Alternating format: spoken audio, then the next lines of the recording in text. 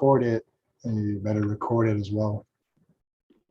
Why are you putting this on YouTube? Why? So that people can get educated. Oh, okay. Why else?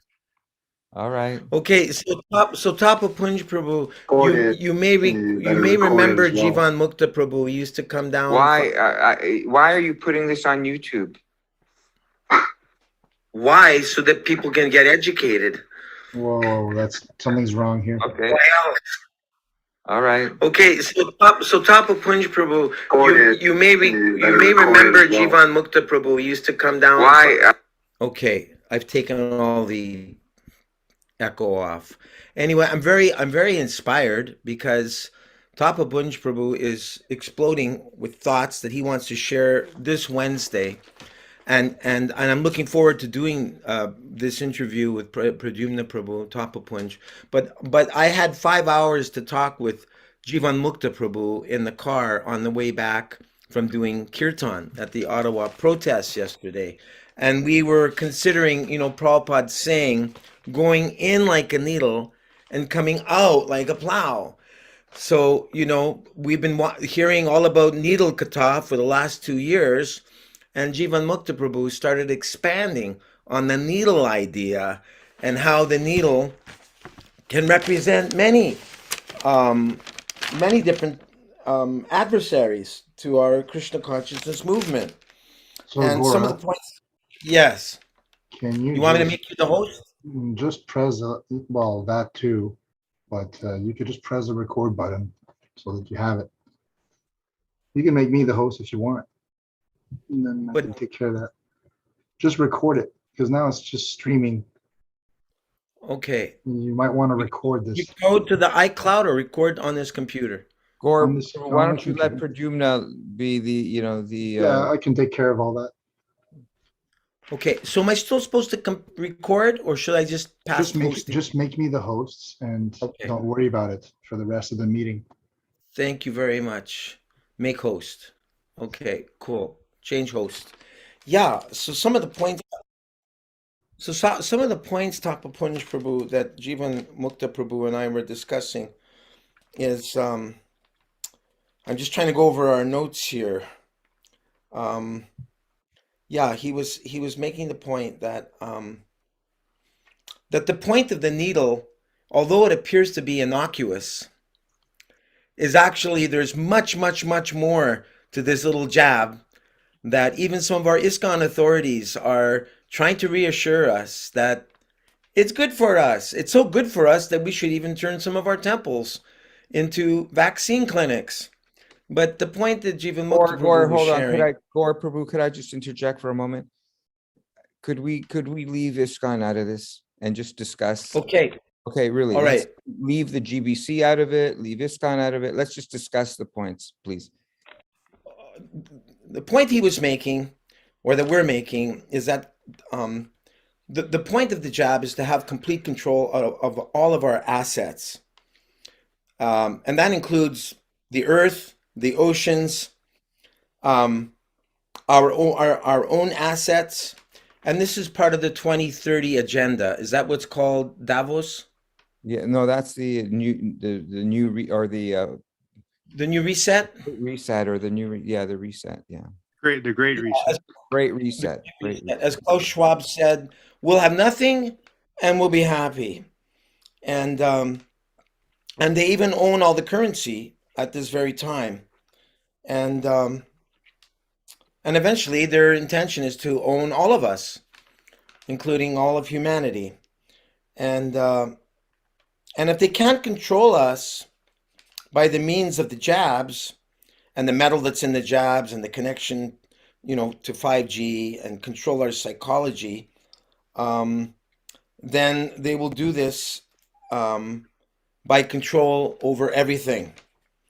And we're reminded of the Chinese social credit system, which is already in place.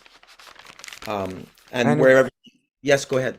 And it's actually it's very, very close, if not already implemented in Vienna, or sorry, in Austria,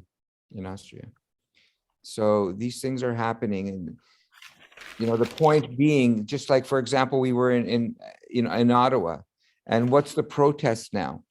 We are protesting now for freedom. Protesting over anti-vax or vax is really a moot point at this point. It's not really where we should be looking, because the vax, the way I was explaining it last night was, when my first daughter was born in 1986, we read about vaccinations, and we had a choice of either vaccinating her, and at the time we could conscientiously object to the vaccine, and we didn't have to get her vaccinated. We can refuse the vaccine. So at that point, the focus was on the actual, composition of the vaccine, whether the, risk benefit ratio makes any sense, and whether we want to subject our child to that risk. And we made a decision not to vaccinate her, and all of our kids, of course. At that point in time, we actually had freedom to choose. So therefore, the focus was on the vaccine itself. What happened and what has occurred now is that the vaccine was initially presented as something that we would have a choice in either accepting or rejecting. But gradually now, it's become mandated, which means what? It means we don't have a choice. They want to take our freedoms away and forcibly inject this chemical into us. So now the vaccine, and whatever shortcomings, whatever poison it might be or might not be, is a secondary issue. The primary issue is the fact that they have taken our freedom away, that we now no longer have a choice in the matter. So the most important thing to protest and to protect is that freedom. So that was the point that I was making it. And this is a calculated move on their part. It's a calculated move. And once they take our freedom away, we basically become slaves. We're enslaved. At that point, they will introduce other policies that will gradually erode private ownership, and they will take over everything. The minerals, the wealth of the oceans, everything. And they've come out and said it. This isn't just like conspiracy theory. They've come out and said they will manage everything, all the assets in the world. We will not manage the assets anymore because we won't own them. So the protests now are protests to save and maintain our free choice, not just whether we get jabbed or not, but in everything, freedom in everything. And as I mentioned yesterday at the Freedom Rally, Krishna, ultimately, the Supreme Personality of Godhead, Krishna, is Swarat. He's the ultimate independent entity. We are also have a minute independence.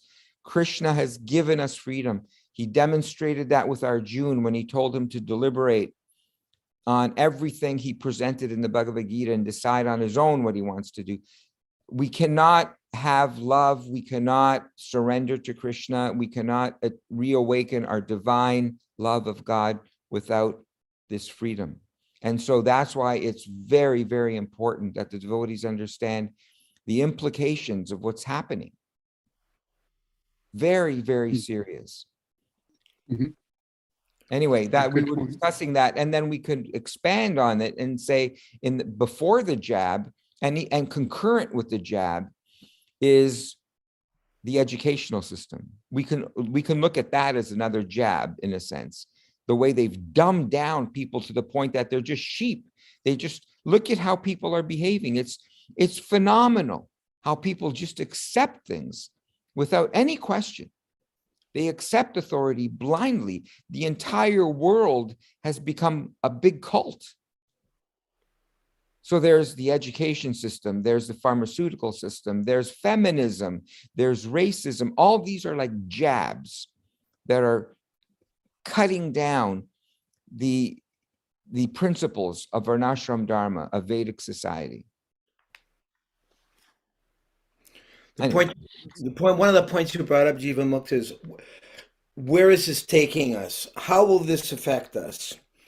And you were mentioning that at least those who are Brahminical, finish my sentence, at least those who are Brahminical, they should be speaking out. Yeah, what I said is that if we want to bring in, let's call it the Krishna consciousness movement, because it's bigger than just ISKCON, the Krishna consciousness movement.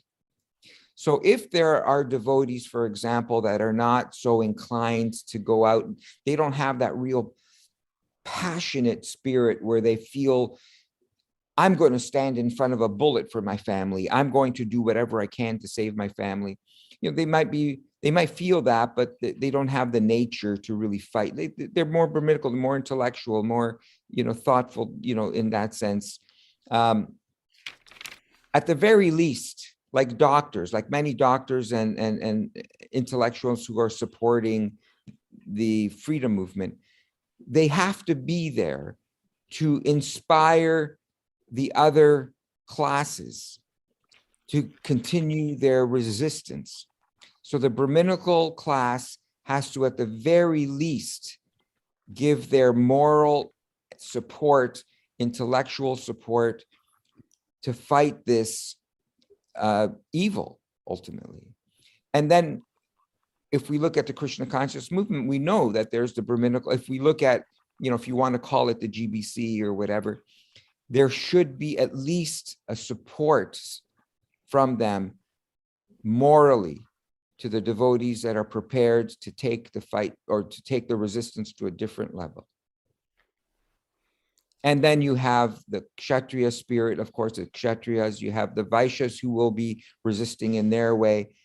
And this is how it's naturally working. You can see in society, you've got the doctors, the Brahminical men who are on, and women who are on TV and social media and presenting their cases and firing up and illuminating and educating the rest of society of what's really going on. You have to resist this. The government is lying to you. A few more points I'd like to make from our my discussion with Jivan Mukta, Tapa Punj Prabhu, because I'm looking forward to your response. Because in my discussion with Jivan Mukta, I became very inspired. I thought, I got to get Tapa Punj in on this discussion because he's going to have a lot to say. But I mean, you can say much more on Wednesday. But for right now, we'll take this as a dress rehearsal, okay? Jivan Mukta Prabhu was saying that just as Vaishnavas or aspiring Vaishnavas, we take offense about animal slaughter and the necessity for Goshalas. It is the undoing of humanity that Brahminical culture is being destroyed. He was saying, isn't it ironical, and you can correct me anytime if I didn't get you right, Jivan Mukta, isn't it ironical that the very, that here in this Kali Yuga, the slaughtering of Brahminical culture is taking place. And our task is to revive Brahminical culture. And so Brahminical culture is being torn asunder by the jab agenda, by the trans agenda, by the feministic agenda. It's all destroying Brahminical culture. Brahminical culture is based on a stratified society. But feminism, racism, the pharmaceutical industry, they're dedicated to destroying Brahminical culture. The demon's agenda is to put us in the same pot so that there is no Brahminical culture. It's all homogenized. And then Jivan Mukta brought up the point that the importance of the Vaishyas who protect the cows. And then I brought up the point how cow protection can also be another scam. And then I made reference to your article that in the case for more kale and less bull, and how in the name of cow protection, money is raised. But from what I read in your article, you were saying that cow protection is like phase two. The first phase is we need to feed our own devotees. Correct. We need to be growing food for our devotees, but how sometimes the leadership in our communities, they don't get this. So let me And just clarify. Let me just clarify yeah, what you yeah, said, because yeah. it was a little kind of jumbled there. Not Okay, not your fault, but you were trying to make the notes. thanks. What I was saying about Brahminical culture is that Srila Prabhupada and the reestablishment uh, of Varnashram. Varnashram means a stratification, very clear distinctions, and in society you have the Brahmin class, you have the Vaishya, Kshatriyas, Vaishya, Shudra, you have the women class, you have the Antyajas, and so on. What's going on in modern society, and Prabhupada wanted us to revive that, clearly. He wanted that revived. And of ISKCON in particular is tasked with reviving the Brahminical culture. The head is the most important. And the Krishna conscious movement especially should be developing Brahmins. The Asuric motive is to remove and destroy that. They're the polar opposite.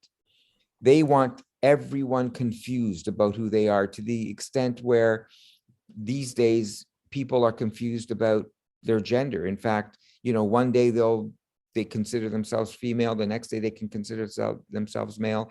There's confusion about race. There's all of this stuff which goes against the development of these clear social divisions. And of course, feminism is the clearest one, is the most obvious one, where the sense of equality, which is demonic, has been infiltrated and is so much part of the fabric in society that it's there in ISKCON too now. It's in the it's among devotees as well. They can't shed this thing. The poison is so entrenched, and this is a threat.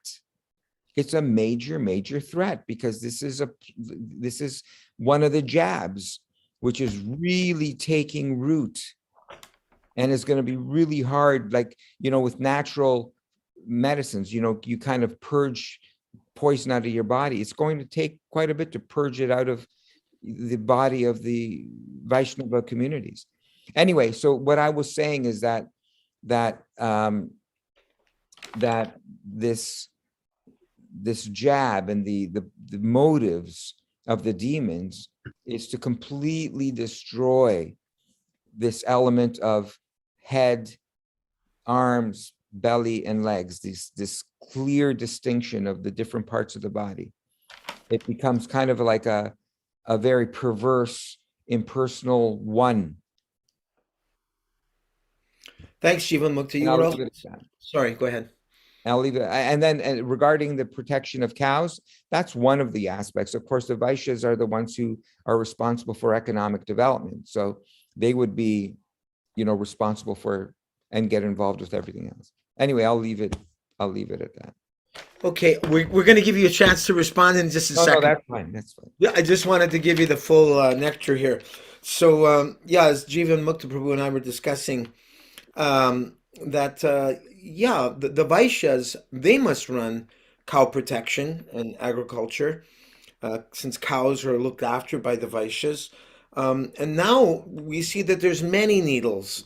These needles were existing before this mRNA injection came out.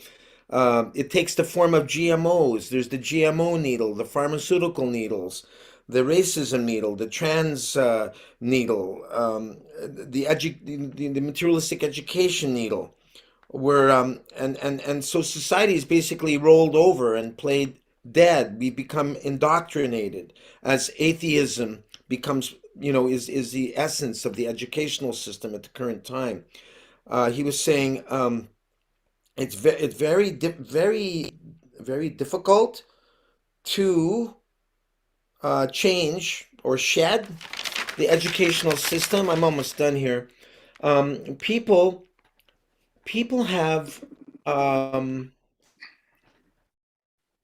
people have been trained to accept that whatever the government has taught them is reality. They've been taught to live a life of sense gratification. Work, come home, watch, some sports on TV, drink some beers, have your sex at night. I'm good. Watch TV, etc.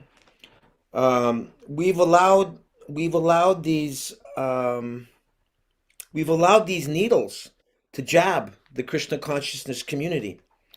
Um, um, Sorry, I'm trying to read my chicken scratcher because I was writing a mile a minute.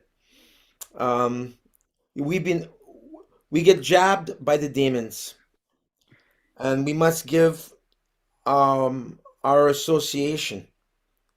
Um,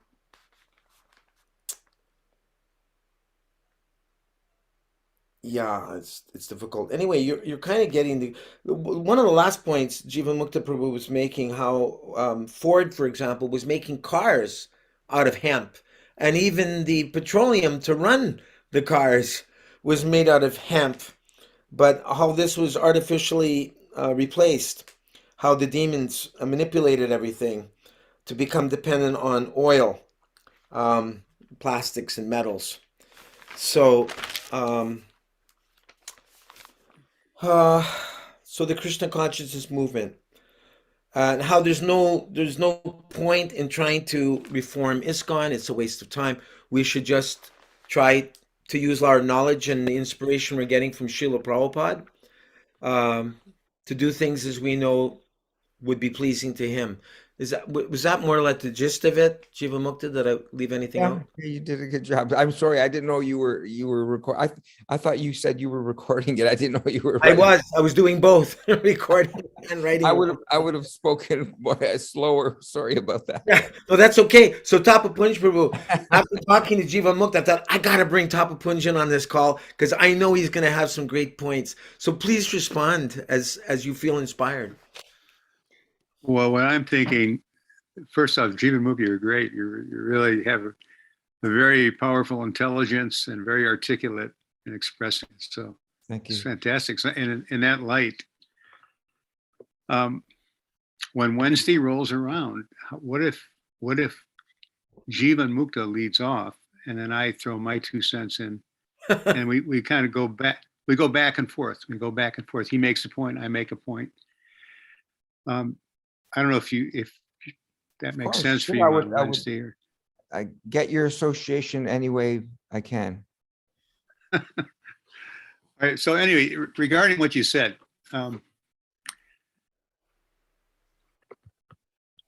I did a series of seminars along with Varshan Swami last winter, and they were called Varnashram Challenge. It was a series of eight weeks in a row, and they were very well attended for wintertime in New Vrindavan. There were always 20 or 30 devotees there.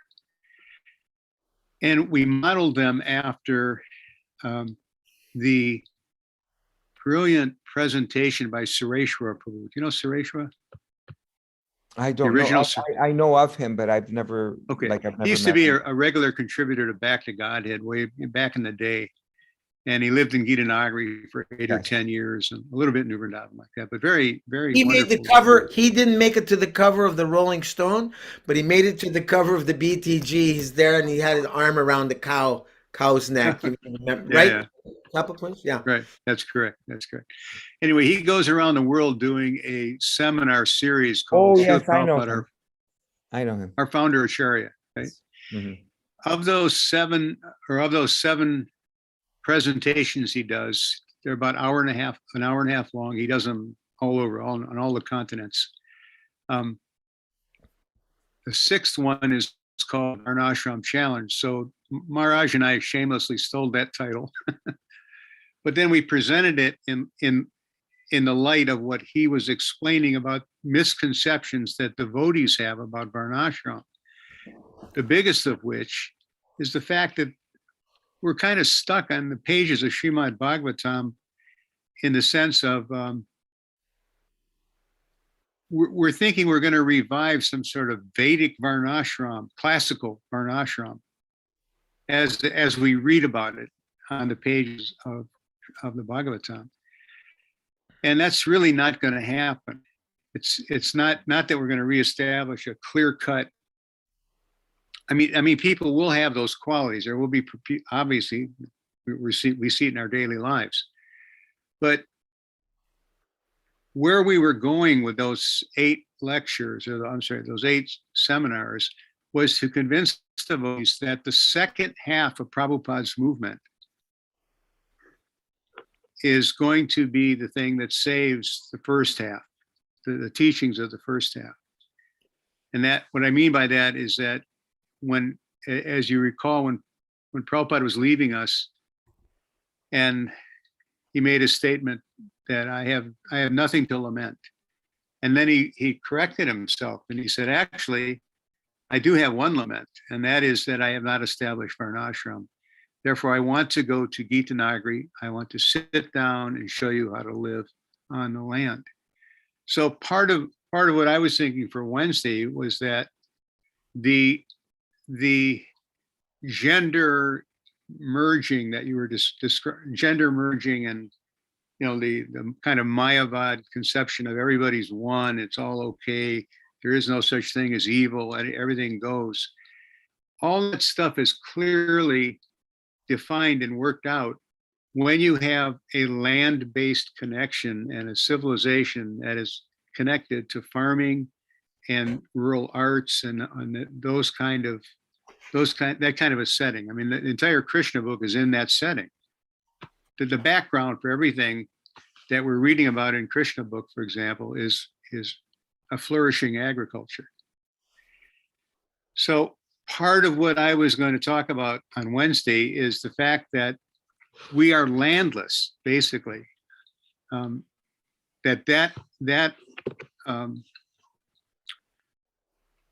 land-based culture that Prabhupada wanted has been hijacked. Basically, it's been taken away, just like Prabhupada's books have been taken away.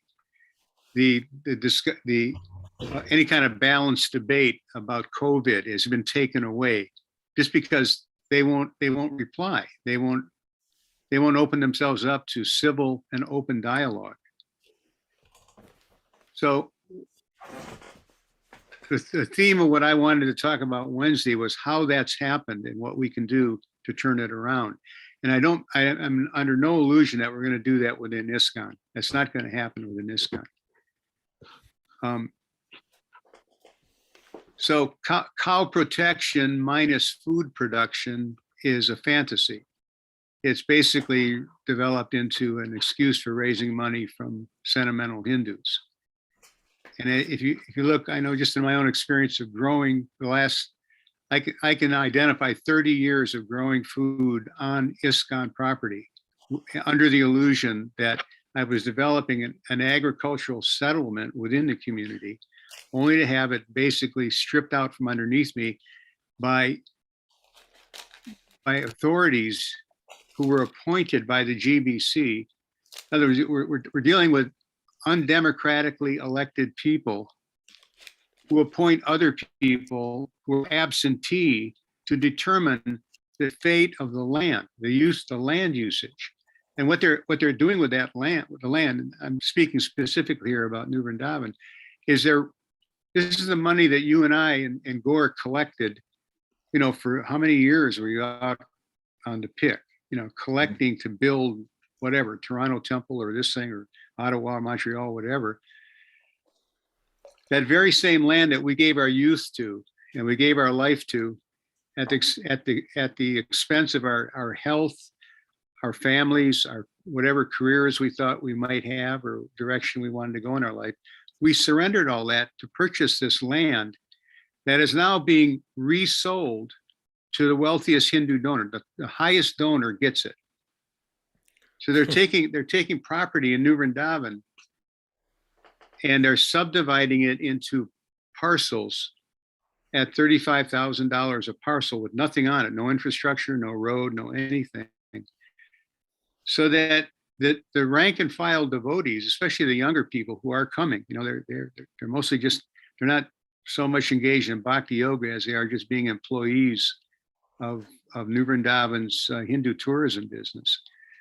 But they have no future. There's no land for them. They cannot afford to buy land. They can't afford to put up a house.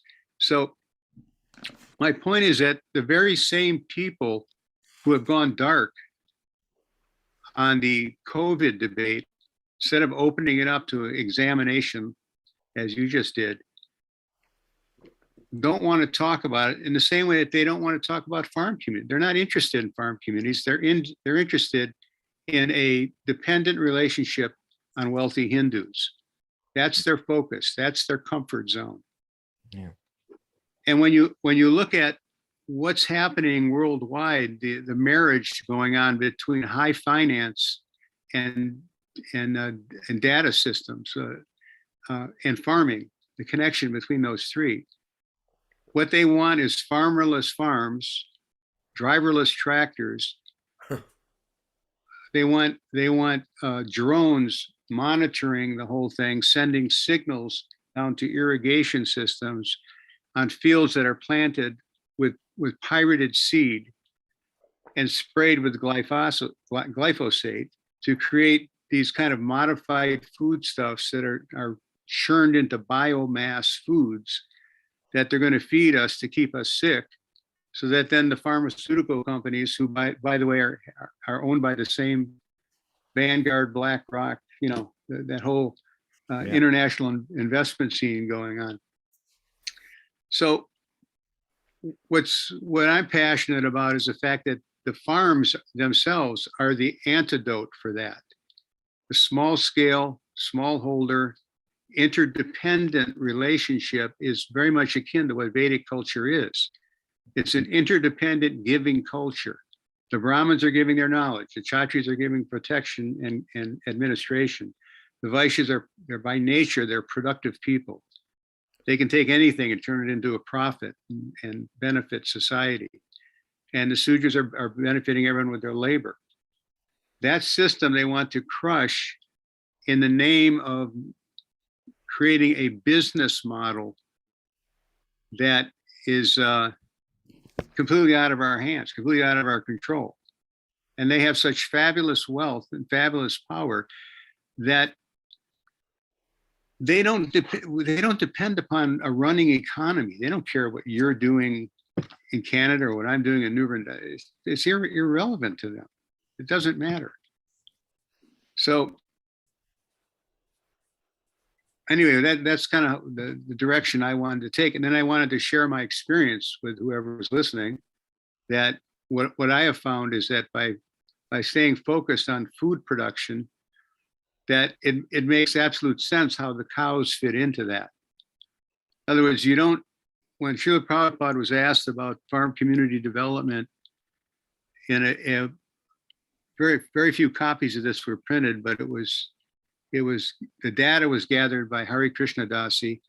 The editing was done by Suresh, and they put out 1,000 copies of a book called Srila Prabhupada Speaks on Varnashram and Farm Community Development. And it's basically room conversations, maybe some morning walks. But in there, Prabhupada says the very first problem you have to solve when establishing a rural Krishna conscious community is the food problem, not the cow problem. If you have cows, it's because it makes sense to have them, because they augment how you grow your food. They're not only the tractor, but they're the fertilizer for the whole operation. And what's happened in ISKCON is that they want to have cows because they found that why gamble on growing organic produce when we can just have a few cows and a lot of wealthy Indian donors giving money, and we just go out and buy the food? Whole lot easier, whole lot simpler just to do that. I mean, I remember Kirtanananda telling me that directly, that, I asked him for a facility to do farming and I need this and I need that. And he'd say, forget that.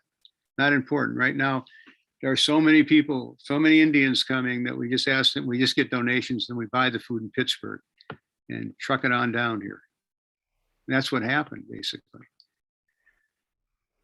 So what I'm thinking on Wednesday is I've got a whole lot of experiences that I can throw out about how to make devotees by recruiting young people around the issues of sustainability and ecology and the ABCs of how to grow food and why you should be growing it for the right spiritual reasons. But what I'm thinking on Wednesday is if it makes sense for you in your schedule, is that maybe we could do a joint presentation, Sure. kind of go back and forth, Sure, Prabhu. If you think, if you think it'll be beneficial, I'd be happy to do that. And Yeah, by the way, I just want you to, like, I totally agree with you. And when I was talking about cow protection, it's certainly not like herds of cows and cows with food production, having a cow without food, you could subsist on milk, I guess, but I mean, you still need, the other foodstuffs to survive. And so I totally agree with what you've said, what you've presented. And the pressure on individuals like yourself, with this land being kind of gobbled up by basically kind of like developers, I understand that as well. And that's one of the problems everywhere. That's a problem everywhere. exactly. And that's something that is a real major challenge. And that's one of the challenges. And I know in Ontario, many of our jurisdictions here, the other challenge is just finding land where you could have more than one dwelling unit, or that you could subdivide it. So these are because you can buy 100 acres, like where I live right now, 100-acre parcel of land would cost you $2 million. Oh my God. Yeah. Very The cheap in Southern Ontario, take the entire, Southern Ontario region, the cheapest, actually, no, this isn't actually, you would have to go into Northern Ontario to find land for, the cheapest that I found was about farmland. It didn't look really that good either, for about 700,000. And that's just in the Sudbury area, which was a mining area. So it's not the best kind of soil that you have up there. So it's like a really major problem now for anyone who has a passion for farming, has the knowledge, the will to do it, but doesn't have the capital, because and then That's impossible. and then the issue is as well, if you even do have the $2 million, or if you have the means to pay, the mortgage that would be registered against it, if you had just $1 million, then it's like, how do you do this? Like $1 million at current rates would cost you, let's say, $4,000 to $5,000 a month, and then you grow your own food. So that's where a lot of people start saying, well, for $4,000 or $5,000 a month, I could live, I can buy my food. Exactly. Precisely. And so it's a Precisely. real, like, these are the major hurdles to overcome. And so Well, it's not only that. I'm sorry. I don't mean to interrupt you. Go ahead. No, you, Prabhu. Papa Punch, continue, please, Prabhu. I've been in an email exchange, a thread with Krishna Premi and Govinda Dasi, who are debating. Govinda Dasi is taking the position that forget protesting, prepare. Find land, find your people, find your tribe, and prepare by getting out of these cities and grow your own food. And actually, she's on 160 acres of her mother's property, who recently passed away, in kind of on the edge of eastern Texas and Louisiana, kind of a no man's land. But and then on the other hand, Krishna Premi is saying, no, get out there and protest, where this is much bigger than just saving your own skin. We have to be seen as, in terms of Harinam and the Krishna consciousness movement, is actually taking a position on this to save society from satanical forces. So I've been going back and forth with them, saying, well, actually, both your positions are tenable, as Jivan Mukta just so nicely said, that you're going to have devotees who are going to take up the farming operation if they have land, if they can get land. And you're going to have devotees who are going to do kind of like a rear guard action of slowing down or maybe even overturning some of these demoniac governments who are imposing these mandates and whatnot. But in either case, if Prabhupada's prophetic words are still inevitable and prophetic, because Kali Yuga is going to march on. And if imagine what would happen. I can't even imagine that, as from a farmer's point of view. And I've been a manager for most of my life as well, managing other people. I can't imagine what would happen if hordes of people rolled into New Vrindavan. Mm-hmm. It would be a disaster, a complete disaster. I can't imagine four Grihastha families coming. Oh my God, where are they going to live? What are they going to eat? How are we going to accommodate this? So that preparation to create a rural-based Krishna conscious society, in which the definitions of who is really a Brahmin here, who is really administratively or martially spirited, who is here, and who are the helpers, it kind of automatically, like water finding its own level, it just sort of it works out. I've seen this happen in rainbow gatherings, where you go into a very remote national forest and carry everything in by hand, no electricity, no vehicles, you can't spend any money down there.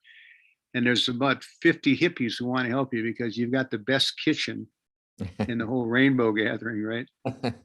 And I was the camp manager. So I'd have, here's how we get the firewood, and here's how we carry the water, and here's where we're going to put the temple tent and all that stuff. And what you find out is that after a few days, it kind of starts falling into place. Who's got the best ideas, who can get stuff done. Yeah. All that stuff. I agree with you 100%. It automatically manifests people's talent. Right. Yeah, their skills. Right. So my point is that the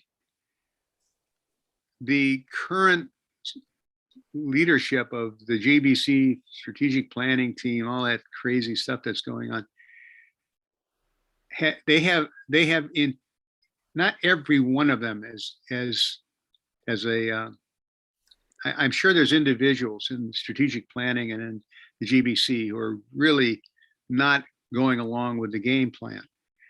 But what is the force that's keeping them from talking, or from stepping out a little bit and going, we really need to rethink this. Why have they gone? Why, as a unit, are they in lockstep? And that's where I say it's. And we may not want to say this because there'll be a furious reaction. But what I'm saying is that there's deep state interference there that has told them, shut up or we're going to take you down. And therefore infiltrate. Right, it's infiltrate. And I know this from my own experience in prison, that I met a CIA guy who told me that that's what was happening in the 70s at the New York City Temple, 55th Street.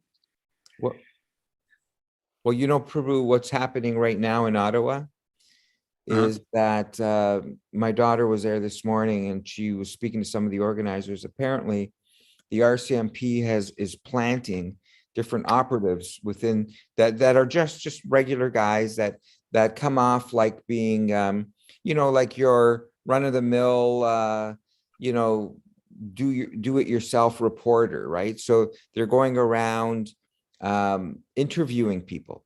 So the objective of these operatives is to get someone, and the question is that they're asking is, what would you like to see happen here? Like, what would you really, in the end, what do you want to happen here? So they're waiting for someone to say, I would like to see Trudeau assassinated, or I would like to see that building there blown up. They're waiting to get, and what they're basically doing is trying to kind of corner people into saying something that would justify the army being called in, because this is like a terrorist plot here now, right? Exactly. So you're right. I mean, this is how they do it, right? So it's happening with this freedom convoy. It's happening. We would be foolish to think that they would not have in the past or currently have something in place. I agree. And Prabhu, even if we don't take it, if we don't want to go conspiratorial like that, we know, based on Shastra, that the personality of Kali infiltrates. The personality of Kali infiltrated the heart of Duryodhana. In the Mahabharata, it explains that Duryodhana was a good man. He was a good man. Lord Balaram loved him. Lord Balaram loved him more than Bhima. Duryodhana was his favorite over the Pandavas. Wow.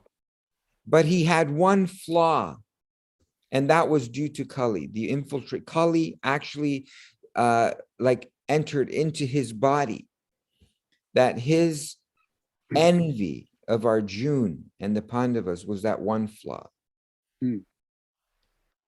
So we know that Kali is a personality, and that Kali infiltrates and causes havoc, creates havoc for the devotees, for those who seek to counteract, the influence of Kali Yuga. And so and it could be the same thing, frankly, one or the other. I mean, but the point is there's infiltration, no question. Right. I agree with you as well. And the other thing that history teaches us, and as I was explaining this to Govinda Dasi and Krishna Premi, was that no revolution is successful unless the armed forces and local and law enforcement turns against their employer. Yes. It never works. In other words, unless they side with the Teamsters or the truckers, what's going to happen is they're going to, as you just said, they're going to find an excuse. They're going to come in and start violently disassembling the whole blockade. Yeah. And they'll kill people if they have to. So ultimately, state-sponsored violence and the willingness of the demons to use technological violence against us is why Prabhupada's prophetic words to get to the farm are so true. That you can't, the cities are going to become very, very difficult to live in. And Varnashram in the city, Daivi Varnashram in the city, is almost, I can't imagine it. Just doesn't make sense. Not going to work. Well, Prabhu, I'm last year I purchased 200 acres, about 3.5 hours from Toronto, north. Whoa, and way up there. The reason I purchased that land, which cost a pretty penny, but the reason I purchased it is that it has a zoning that doesn't restrict the number of dwelling units I can put on there. It's called an unorganized township. So in an unorganized township, there's no restriction. There's no building inspectors even. You can build a house and not even have to get a permit. The only permit required would be as if you put, if you require a septic system, and then you have to get a permit for that. But the idea there was to build, a community of smaller homes, like Right. kind of these, there's a huge movement towards these tiny homes, and Right. Right. I'm sure you're aware of these, like, smaller Florida style park model homes, and they're like little bungalows basically. Right. I see. And so what I envisioned there was whether we go with even domes, like there's so many alternate type of building structures. And one thing I know is that there's a tremendous demand for that. People, especially with COVID, especially with the onset of COVID, it's incredible. There's like Facebook pages that have popped up all over the place where what people are doing now is they're collectively putting money together to buy these lands, and then, trying to put these tiny homes. But the problem is, it's always been a problem that the zoning doesn't permit unless you have something like this unorganized township plans. Right. So when you were talking about what Govinda Dasi and Krishna Premi were kind of arguing about, I feel they have to be in tandem. They have to be in tandem.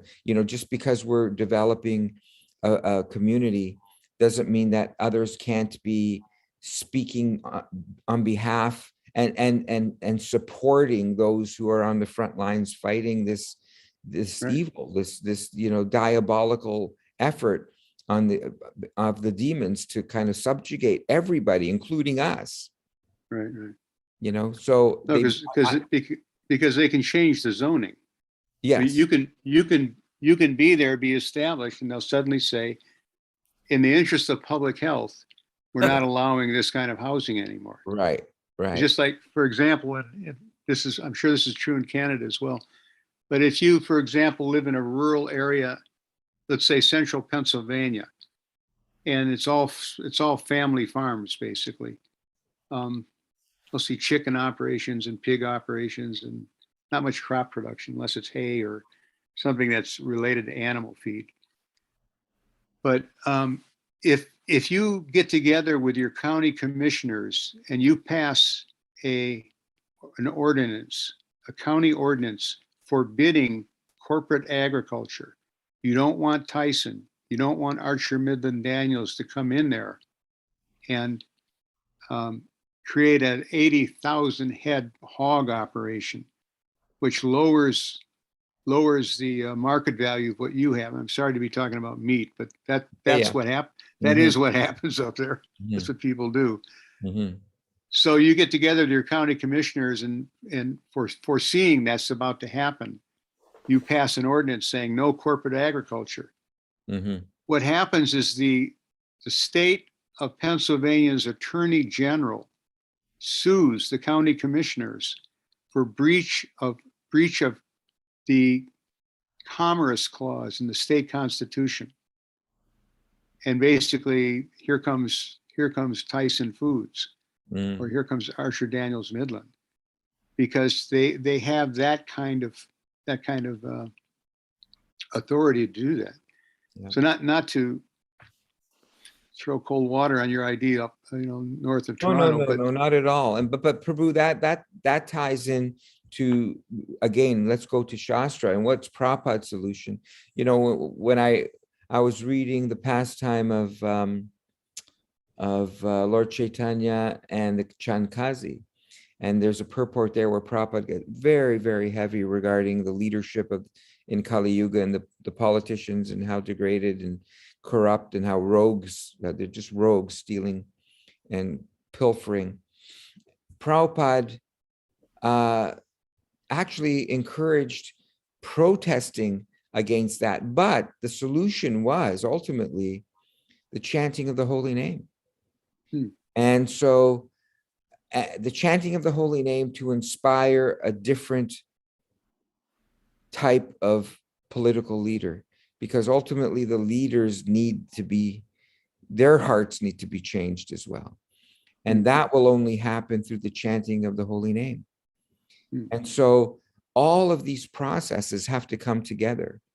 It forms like one unified, you know, ball of, of like a web that comes together with different, strings.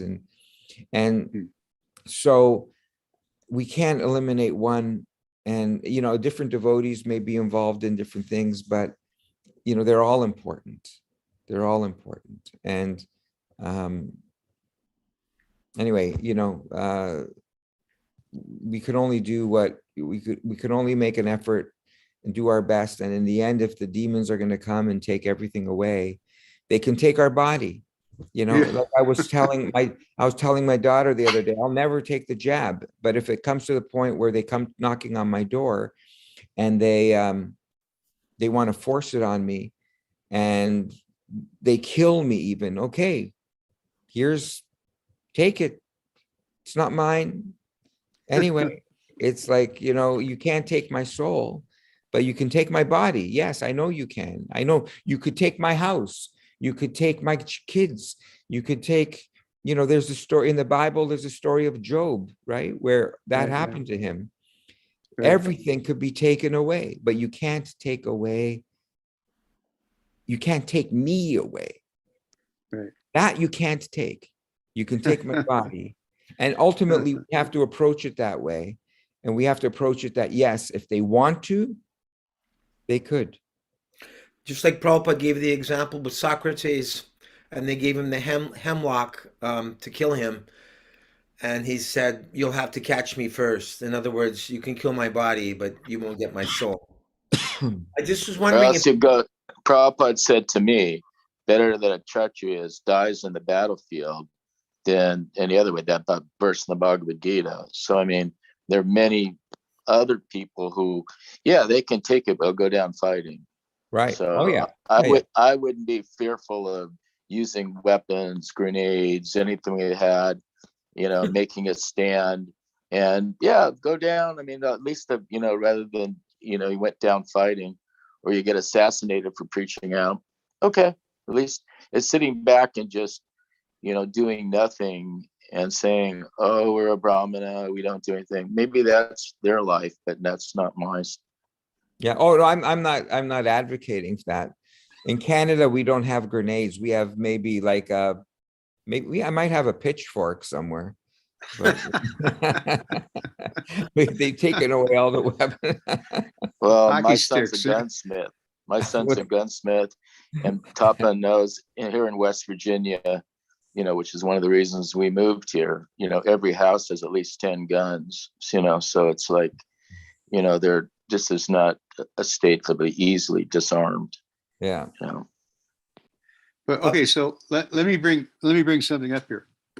Before you go further, Tapa Punj Prabhu, would you mind just giving an overview? Since Mahabudhi Prabhu is kindly joining us at this point, I was trying to get him earlier. Would you mind just giving him a brief overview of the points covered? Yeah, basically, we started out with Jivan Mukta explaining how there's a kind of a multi-dimensional aspect to being jabbed, not just the vaccine, but the way in which Brahminical culture is being disassembled through feminism and through racism and through all these other phenomena going on. And I suggested that because he explains it so wonderfully, that maybe on Wednesday, a combination, we could combine what I wanted to say and what he is saying so nicely in a joint presentation. And then the last half hour or so, I've been kind of going on about how the land, that all these anomalies we find in the breakdown of Brahminical culture are rectified when there's a land-based culture, and gender roles and who does what best and who are naturally Brahminically inclined or martially inclined, automatically kind of they find their own level of interdependent relationships. And that's the essence of Vedic culture. It's a culture in which everybody's giving, because basically Krishna is giving everything. So all we're doing is turning it around and using whatever talents we have for the betterment of the village that we live in, or whatever social setting that we happen to be in. What I was going to suggest, though, is that, I mean, I could go on for hours about what's happened within New Vrindavan, with basically hijacking the land, so that devotees have, even though we spent our youth collecting the money to buy the land, it's being resold to wealthy Hindu donors, and the devotees, especially the younger devotees, can't get on the land. There is no land for them that they could afford to even get on. So I have a little bit of a Kshatriya spirit myself, and I'm like furious about that. Not just that they took away my farming project, but that the whole, in using the excuse that, well, we're protecting Srila Prabhupada's assets, they're letting the land just go to waste, or they're socializing the development of it and privatizing the profit of it. That's what's happening. And do we want to talk about that? Do we want to? So can I comment? Please, Yeah. go ahead. We're waiting. Okay. All right. Just a couple of things, because we kind of had this conversation before it happened with Bhajan Ryan. And I think, I think from what, the other conversation about mess up with feminism and all these other things, I think that's a separate presentation. That can be a separate one. Because I think the first thing is, pointing out, and you started doing, you don't just want to make it New Vrindavan. You can make New Vrindavan as a example. Here's an example of what I was talking about. And this is like at other places also. But I mean, the first thing is like trying to wake up. This I said to Gaura earlier. Try to wake up enough of the people. People are starting to wake up. They're still a minority, and they still have some, sort of faith in, ISKCON leadership that's dwindling. So the first thing is, pointing out the inebrities, and here's this is what we believe in, yet this is not what's being done. It's in order to get your listeners more to like, okay, they're hearing, they don't know what to do yet. They don't know if they still believe, or my guru is supporting the shots. What am I supposed to do? So part of it is all these different series should be moving along the line of 3 or 4 different philosophical goals. One of them is, first of all, pointing out, here's where we miss it. Here's what Prabhupada said. Here's what we're doing. What the leadership's doing. Here's what Prabhupada said. Here's again what's not being done, the leadership not doing. I mean, if they're your leaders, if this is our leaders, well, they're not following Prabhupada. Then who are they following? Here's where we've been, because the real thing is, and maybe we'll move on to the second piece. The real thing is that first of all, people don't get things right away. Okay. Everybody pretty much on this call has woken up, for years. They may have different viewpoints. Someone may still think we can fix it by fixing the movement, and the movement's going to fit. Listen, these GBCs were not elected.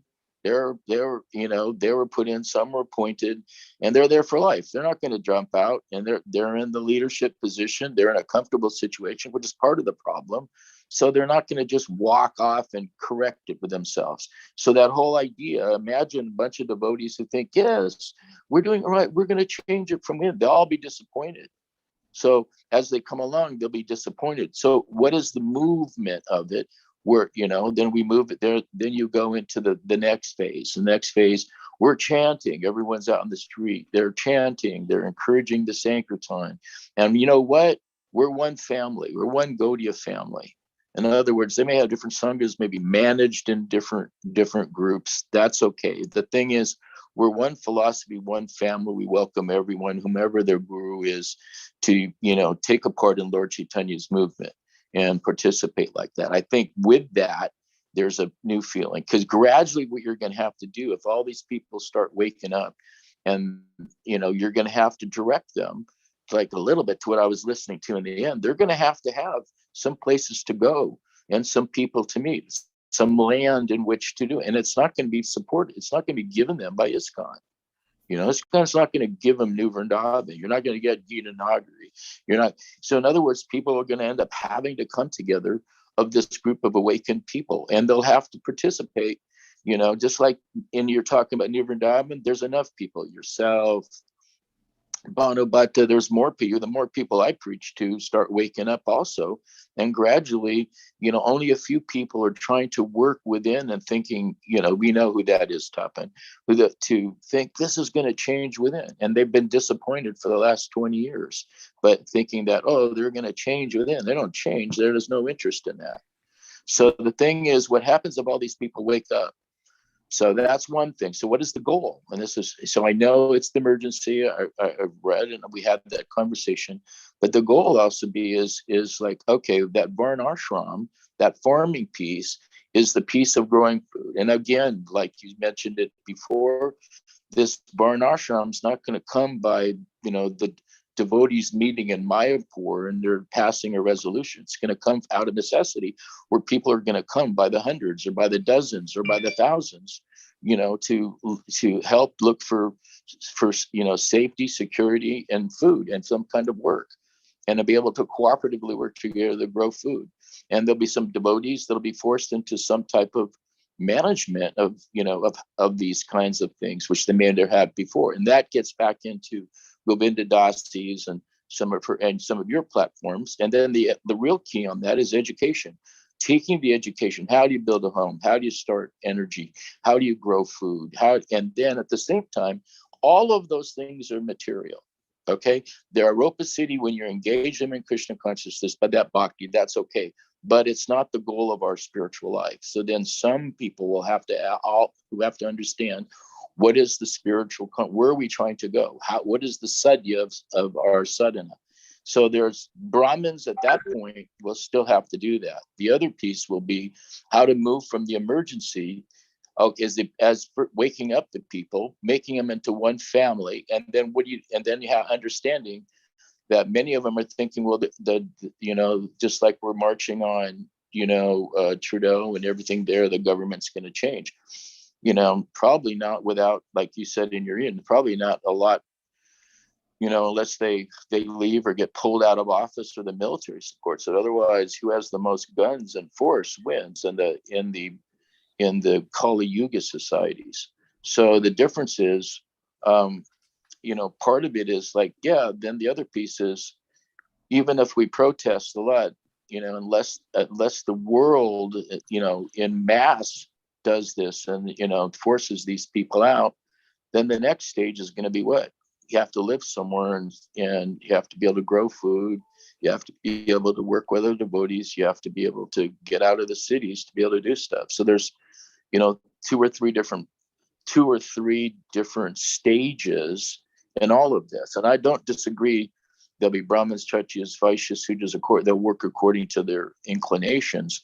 But there has to be some management and there has to be some understanding of how to implement the goal of Krishna consciousness. Otherwise, just changing the proletariat, the bourgeoisie and the leadership without knowing where you're going or pursuing this spiritual concept of life and actually practically implementing it, then, it's just another materialism. So, That's fun. Yeah, well said. Well said. I think one of the other important factors to remember is that when we talk about people en masse coming to these communities, we have to realize that it's not just going to be like initiated devotees. There's going to be all types. None of them. Actually, when I put the word out regarding this property I have and, my vision for it, I've had colleagues that I've dealt with in business and interacted with that, they're not devotees, but they are so, into this project. And I think that's something that can not be avoided. In fact, it's something that we want. And, my vision of this would be that those who are Brahminical, which are going to be few and rare, that they would be establishing and maintaining the kind of spiritual perspective of the community that some may want to participate in and some may not. And that's part of course, what we're fighting for is the freedom for people also to choose. There would have to be certain, standard kind of, standard principles and policies in place, but there also has to be that aspect of freedom. And that's where, we talk about Varnashram, that's where you're going to have, Shudras or less. You might have the, Narada Muni's description of Varnashram does have the Antyajas there and the different classes of people that are outside the four principal divisions of Varnashram Dharma.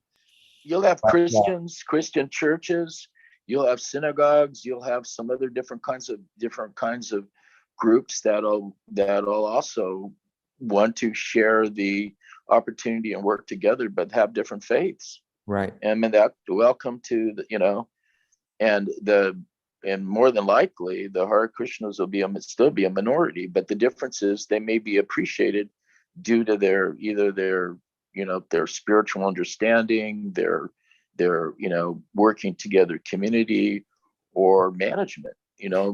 This is where I was speaking with my daughter today, and we were discussing leadership and what is a quality of a really exceptional leader.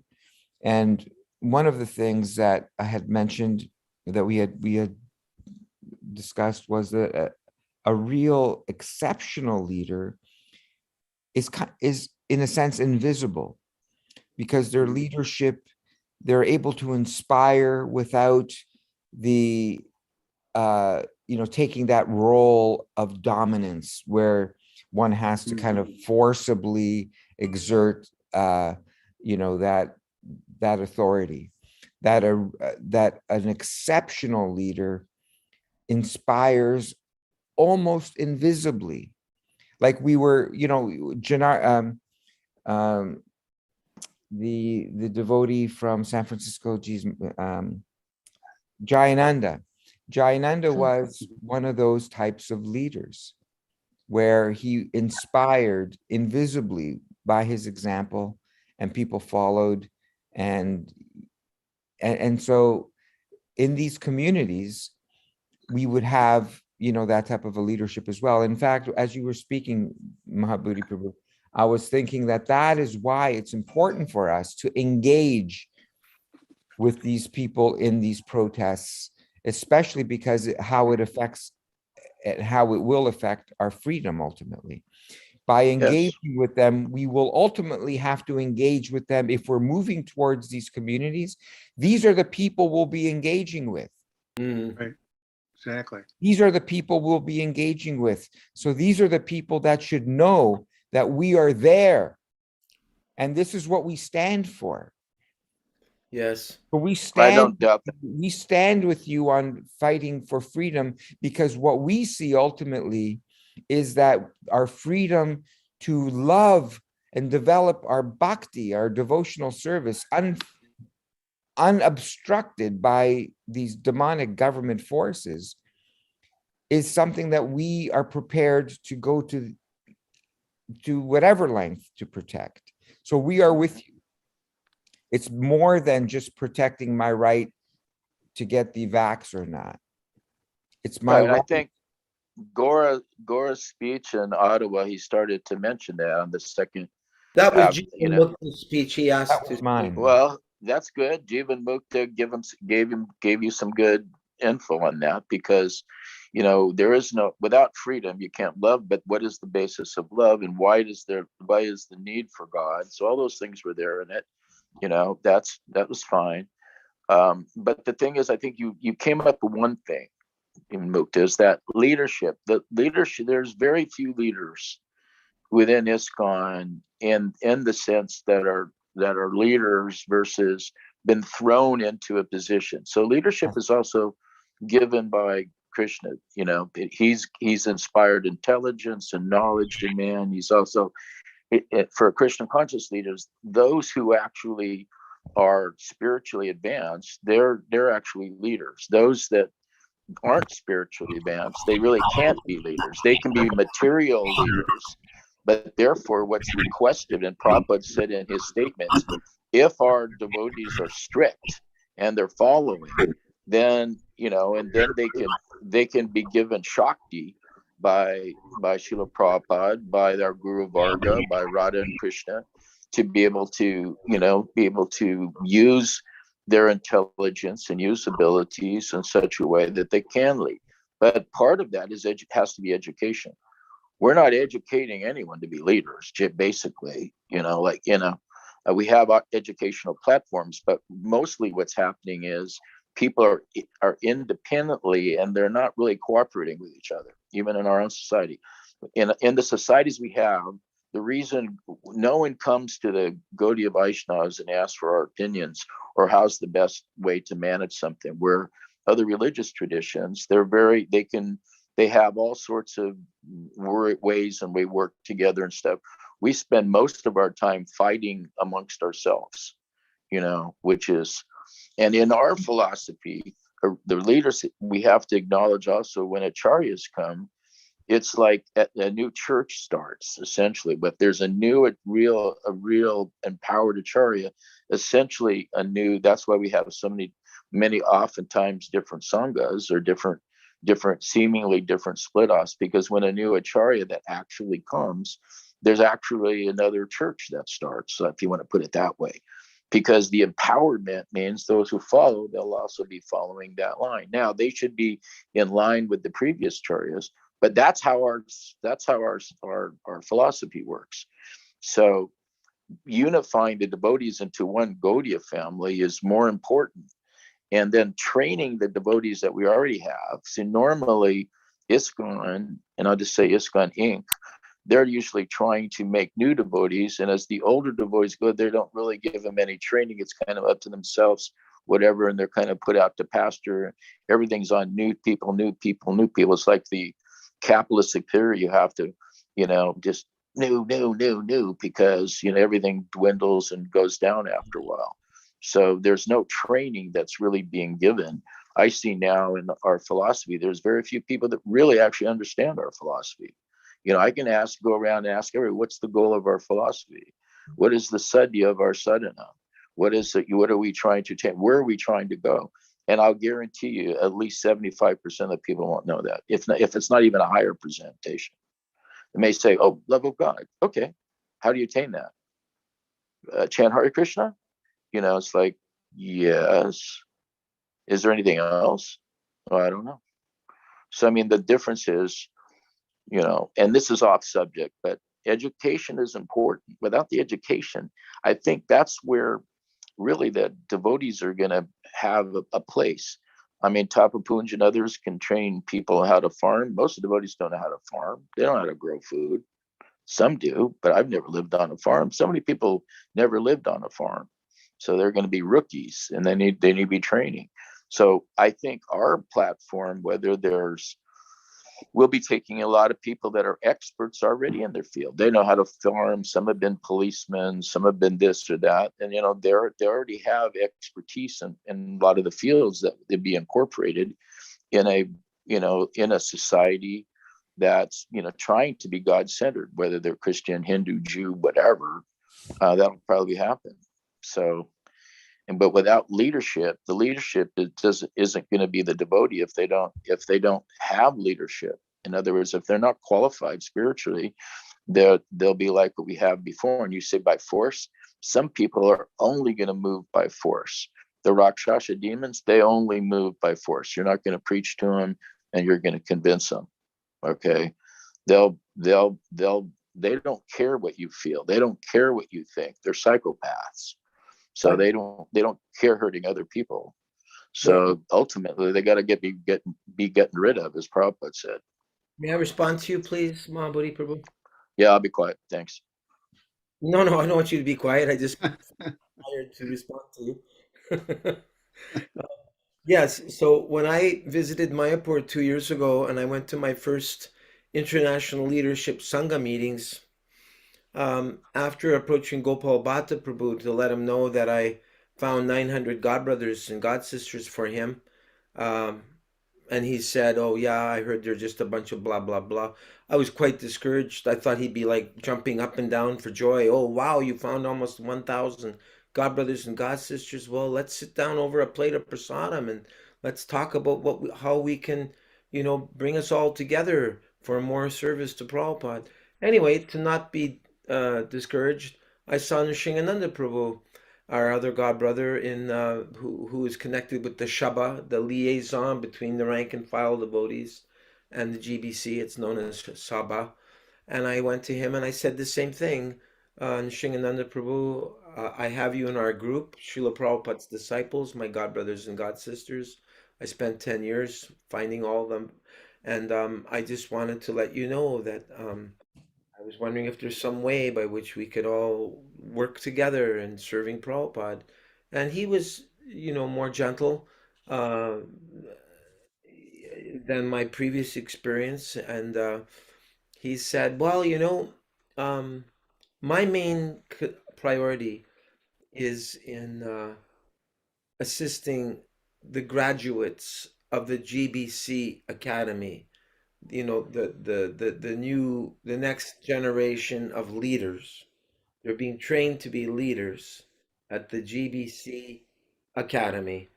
And since, the old ones are dying off, so they need to be replaced." So just to play devil's advocate, and I'm curious to hear your response, this whole new generation of leaders are graduating from the GBC Academy. I've not studied their curriculum. I have no idea what exactly they teach them. But I'm just wondering what would be your response to that? Well, I would say two things. Congrats that they're trying to teach someone, and beware, because of the GBC that we have now, instructing anyone to be like the GBC they have then is just basically a bunch of carpetbaggers, and for the most part, those that are really, devotional, they don't have a say, because the people who have money and the people who have influence have all the say. If you talk to people like, just he was in New Vrindavan just a while ago. It's in Bali. I just forgot his name. I've just been talking to him, forgot his name. And it's a few of the Maharajas and stuff. They don't believe in all the stuff that's going on, but they don't have a say. They don't have any power. He came up and told me personally, we don't have any power. We don't, they have the big voice, they have all the devotees, they have the money. Therefore, the society GBC is what it's been uh, uh, taken away. It's been taken away from what Prabhupada has actually given, what our Guru Varga has actually given, not pratista, not being influenced by money, not being influenced by all these other things, but this is what their leadership is. So whether the new devotees, what are they going to learn from those? That the guys with the most money and the biggest mouth and the most pratista, and this is all glorified as leadership? This isn't Krishna conscious. So, I mean, I would think nice that there's a leadership school, and oh my God, who's teaching it? Because if they're teaching what they're doing now, you're just going to have another generation of misfits. Yes, when you were mentioning earlier that they're not in agreement with all this stuff that's going on, are you referring specifically to using Srila Prabhupada's temples as clot shot, so-called vaccination clinics? Are you referring to that as an example? They're not in favor of that.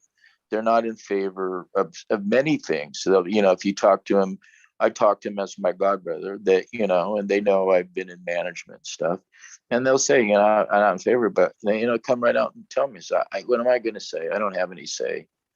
I said, you're on the GBC. Yeah, so what? In the GBC, there are power brokers who can say, they say something and they're going to do it. Why? Because they have more money. Maybe they have more power, more devotees bigger zones, what that kind of stuff. And that's how they work things. So it's not a question of devotional qualities, because they haven't taken any higher instructions. They're following their own mind. So therefore, how do you expect them to make better decisions when they're already locked up into, pratista and greed, and been over influenced by money, and taking donations, being controlled by their donors? These are all things listed by Raghunath Das Goswami, in his Manasa Shiksha, to avoid. This is not Krishna conscious. And this is what we're exempling. Well, plus, in addition to that, is the fact that they're what they think they're governing over was not something that Prabhupada wanted. He did not want centralized control and command from a centralized body like that.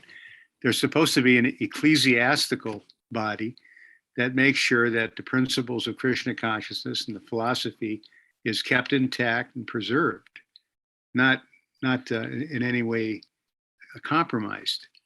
Yeah. And that's what again, not to complain about New Vrindavan, but that's my closest point of reference. Here you have the temple president was not voted on. He came into being because a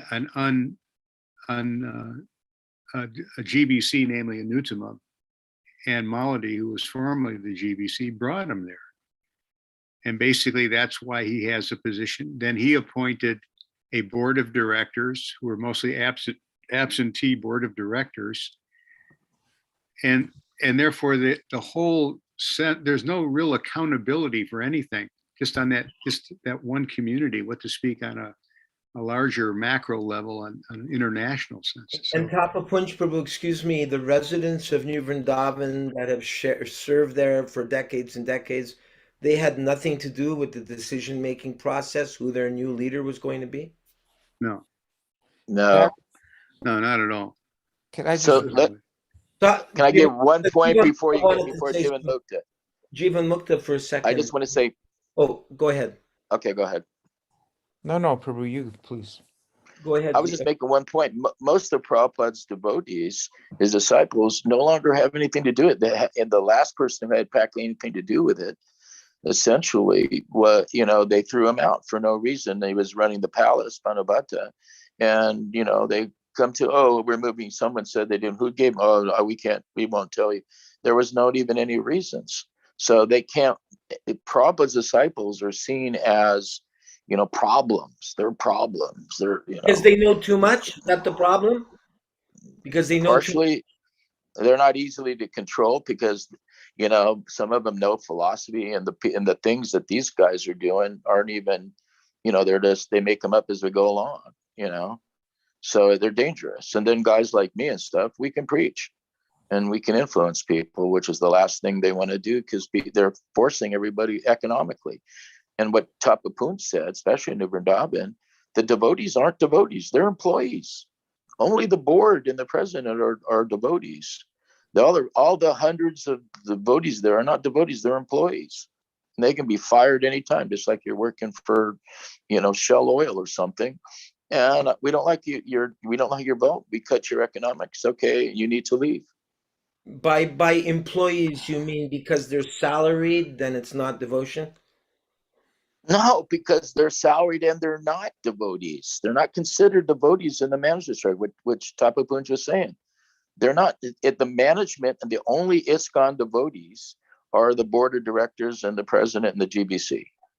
That's it. The rest of the devotees aren't devotees in New Vrindavan. They're considered employees.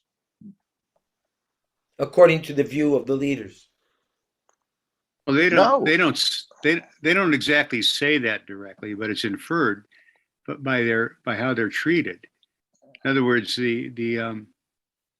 most devotees don't understand that 12 years ago, the GBC created a uniform. You had to sign on to new bylaws. Every ISKCON centralization. Temple, right? in those bylaws, there's no room for accountability. There's no need for accountability because the bylaws are written in such a way that the finances and how decision making and how governance works has got nothing to do with the general body of devotees having input. Nothing. So employee means that you move into New Vrindavan with some sort of romantic idea about you're moving to a farm community because there's a few cows, and it is a rural setting. But the fact is, you end up with a job sweeping the floors at the restaurant, and you don't make enough money to ever get out of that situation. You're just basically a wage slave. And God help you if you speak up. If you say anything, you're fired because there's other people standing in line to get that job. Jivan Mukta, did you have a response to this, please? Yeah, I mean, this is all very sad, and we know that there's so many problems, but I just, and I don't want to like shut down conversation for it, but I just feel that like harping on this stuff is endless. Like we could discuss this forever. So, and Gaur Prabhu, my feelings. Like me and Gaur have it out all the time. Gaur tolerates my abrasiveness, but I do it only because there's because we are living in a culture of victimization. We're living in a culture where we take shelter and we, by identifying as a victim in order to, create excuses for ourselves for not either succeeding or not even beginning to, venture out and on our own and succeeding on our own terms. And I was speaking like this yesterday to some of the devotees in Ottawa, these young devotees, that if there's something that you don't like about a temple, what would Prabhupada say to his disciples? Go out and start another one up on the next city down the road. Do it yourself, do it better, show that you can do it better, show us. So I do appreciate, and it's interesting what happened in New Vrindavan, but I think that it's better for us to just focus on what do we want to accomplish, how we're going to do it. Yesterday when I gave the little talk in Ottawa, I called ourselves the free and what was it? The free and independent members of the Hare Krishna movement. We are members of the Hare Krishna movement. I didn't claim that I was with ISKCON. I have lived my life for 35 years. I've had to work on my own to build up, my business here. And it's been wonderful to not have to think even about what's going on with ISKCON and the GBC and this and that. I find it so, unpleasant, at the very least, and it kind of debilitates you. It just drains you, and it puts us in such a negative frame of mind. We have such qualified devotees here, Tapapunj Prabhu. I mean, you're so qualified. I feel, and Mahabhuti Prabhu, like, let's just figure out what we want to do and go in that direction, and really what they do in the GBC level, and who cares? My feeling and what I see in the future is if the Krishna consciousness movement, if the free and independent Krishna consciousness movement could show a better way, I feel that we would be shocked at how quickly this house of cards will fall. And how it will fall, where it'll fall? In our laps. It will fall in our laps because they don't have, even right now, as you're explaining to me, that they don't have anyone to maintain these places except workers, like employees. Right. If what is generated outside of that institution is legitimate and true and genuine, there's no stopping it. And I totally agree with you. We discussed this the other day as well. The big problem is the centralization, that the Right. independent skills and creativity of the devotee is being squandered, is being squished, Right. because we all have our own creative skills. And that's what made all these temples so successful. So that's what we want to do, is like, you're going to do your thing down there. We're going to try something up here. You're going to have this association of independently run communities or temples. And these young devotees will go to where the real rasa is, where the real taste is, the genuine Krishna consciousness. Mm. So anyway, I certainly don't want to sound offensive or whatever, but I just feel, hey, you know what? Let's just forget what they're doing on that level. There's so much not like, what are we going to do? Yeah, In other well words, said. Jivan Mukta, it sounds to me, I mean, not sounds to me, I know you're proactive and you're saying this is kind of a cul-de-sac. It's sort of a dead end. We don't need to go there anymore. We know the Yeah. story. Yeah, we know it. We don't know it because it's probably so much worse than what we Yeah, but see. there's 2 points. One, it's what I said earlier. They're either woken up and then this conversation is valid, or they're still, kind of sleeping. It's the first time they've heard it. They're not really convinced. They're on the fence. They need to hear more. Okay, so that's one part. The other thing is, I agree with you. Jim and Mook, today I had a conversation with Bhumipati and Mukunda, and we're having another conversation on Wednesday that is exactly like, okay, everyone knows what it is. What are we going to do? Okay, what are some things that we can do? Yeah. And we're going to have some of that conversation too, because the interesting part about it is, everyone, were all either they're Prabhupada's disciples or they were, in Prabhupada's movement but didn't get initiated, in time. And they have there's a place in their heart, and they also may have got, just like, we don't worry those that have had, whether it's Sridhar Maharaj or Narayan Maharaj, is some additional association.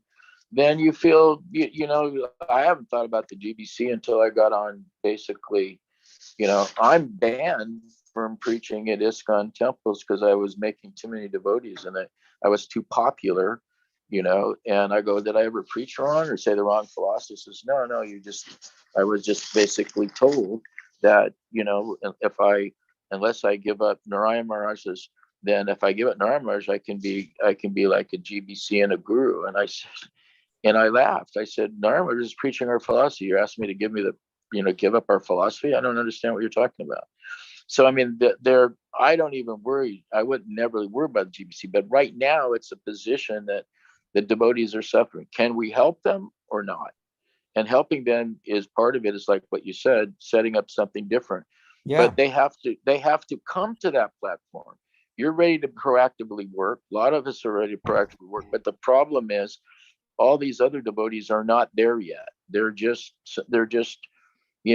gradually coming. You see some of the websites, they're just, they're talking to themselves basically, about, hey, this is going on. They're sharing different things. They're just getting that fever of, yes, we need to fix this. But I think they're still on the thinking that they can fix ISKCON, and that, that's where they're going to get hurt, because they're not ISKCON Inc. leadership is not going to change. So then it requires, okay, do you have land? Do you have is there another group, whether it's called Free Independent, Hare Krishna movement, or the greater Gaudiya Vaishnavas, or whatever the institutions or the idea is called? There has to be enough people to think the same way to make it more just than the local temple or the new local group, although local groups is what you need. So, I mean, so I think that's a natural. And then do you have enough leaders to do that? Okay, say we open up a thing here, I'm just giving an idea. You want to open up some camp. Do you have enough people that can have managed large places or managed farm, and they'll do that? Or you can be dependent upon the outside people coming in to do that because you guys don't have the skill sets. I don't know. So those are questions every group's going to end up having to. But you know, at a Has to certain make.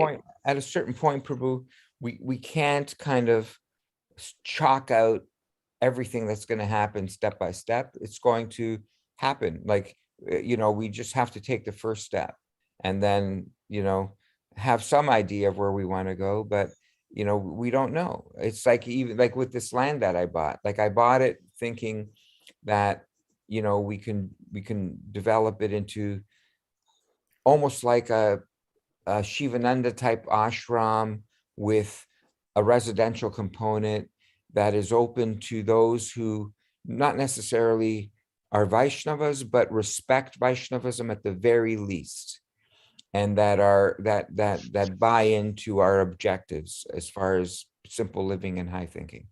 And how it's going to unfold, I'm not sure. You know, like I still haven't gone to a planner. Like we're going to go to a professional planner for this, and I don't know. I'm thinking of getting, you know, some devotees to you know, put together like a little consulting board almost to mine ideas from everybody and kind of pick what I would feel would be the best ideas and see how we can implement them. But it's step by step. And then these devotees, when they see that happening and they come and they hear these, you know, mature, senior, experienced Vaishnavas, then that's where, even if they're still within ISKCON, that's where the change starts happening.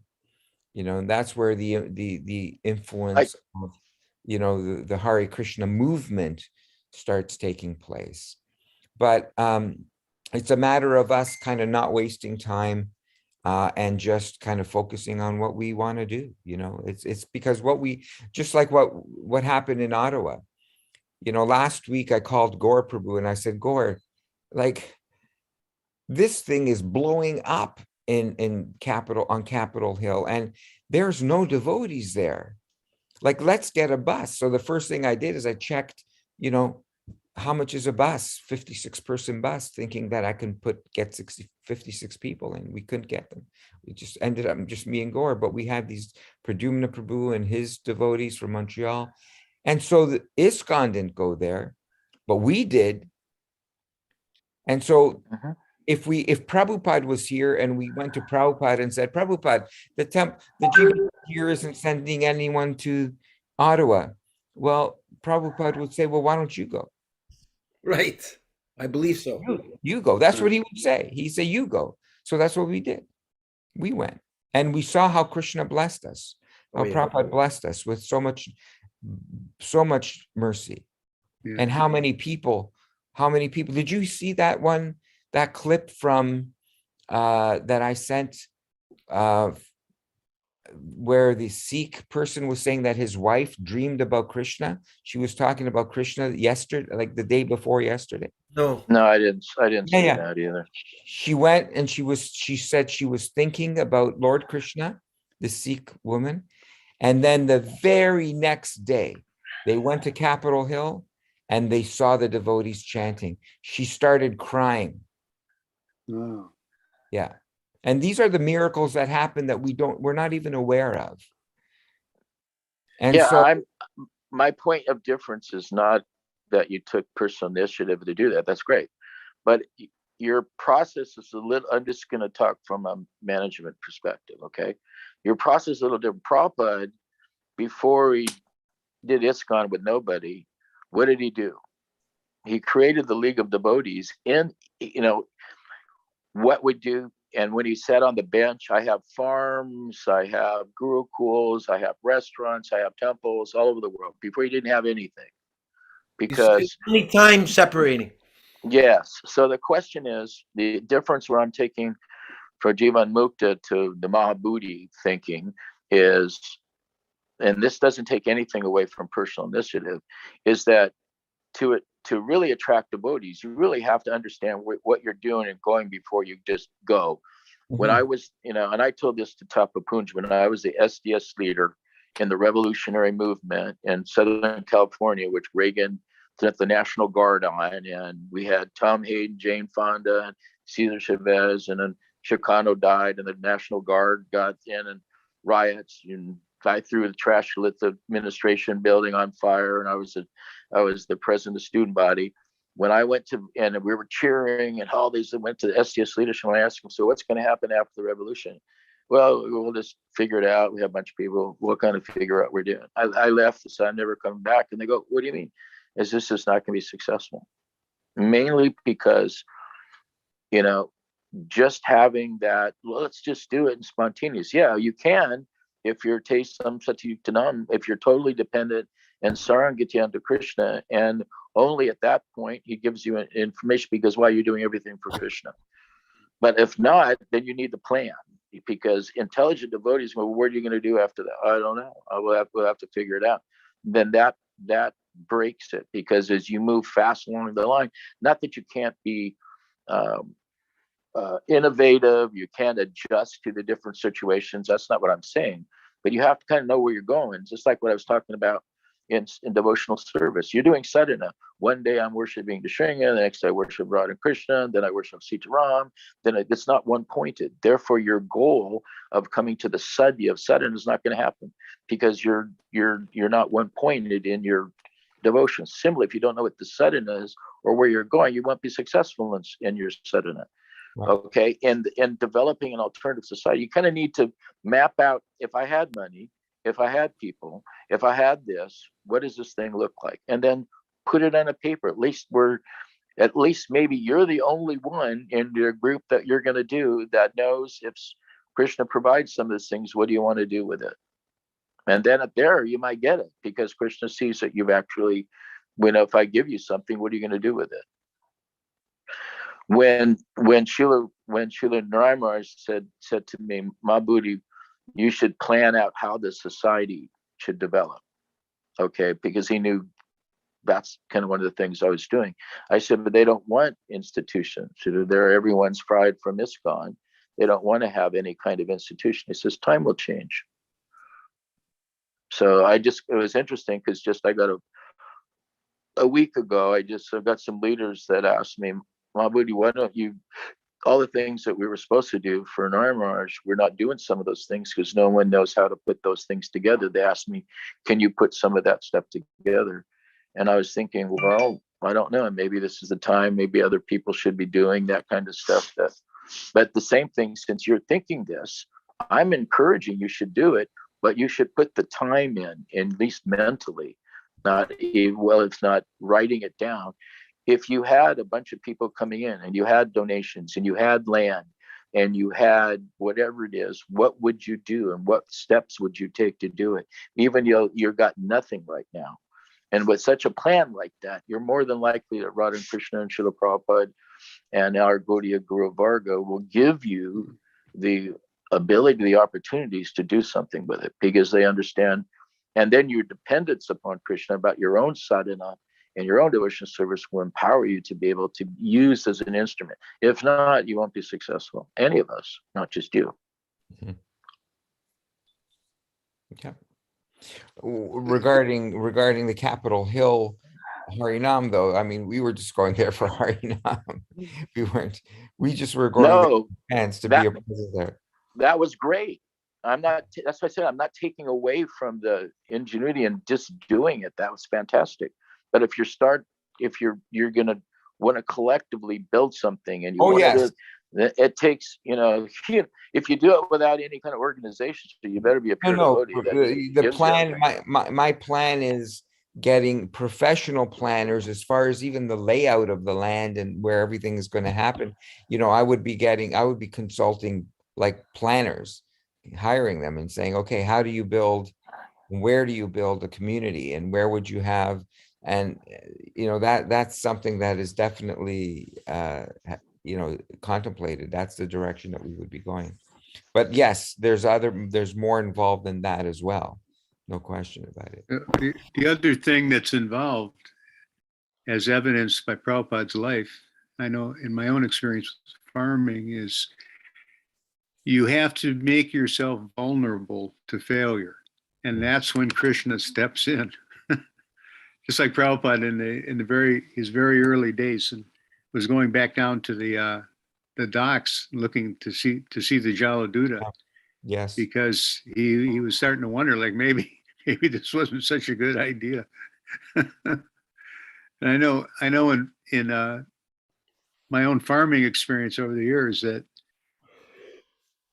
I've been in situations where I had no money, a little bit of equipment, and not even a solid plan as far as what and where I was going to plant something. But when I would just sit down and kind of think about why am I doing this? Well, I'm doing this because Prabhupada asked that this be done, that the real incubator for farm community development is the food supply, and purifying that food supply. And that Prabhupada said that farming is the most noble occupation. Anyway, all those thoughts were coming in.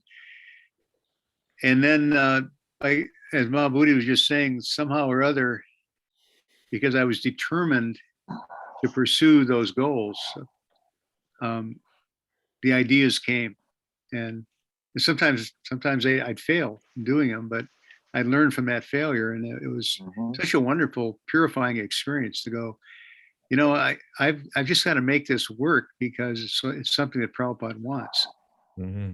And so again, making yourself vulnerable to failure is kind of the secret to getting Krishna to intervene and give you the intelligence how to do it.